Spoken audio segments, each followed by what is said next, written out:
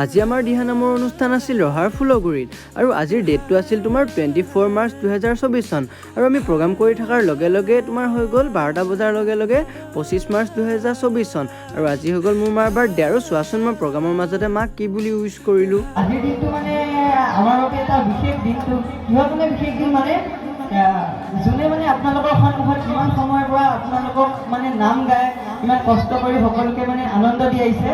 তো তেখেতৰ মানে জন্মদিনতে হোৱা নাই আৰু এঘণ্টা বাকী আছে। শিৱৰাত্ৰিৰ দিনাৰ পৰা মা ভালকৈ শুবও পোৱা নাই, মানে নন ষ্টপ প্ৰগ্ৰামে চলি আছে। তো আজি যেতিয়া প্ৰগ্ৰামত অহা আগমুহূৰ্তলৈকে মায়ে বিচনাত শুই আছে, মানে জ্বৰ উঠিব নোৱাৰে, মাথা বিষাল জ্বৰ।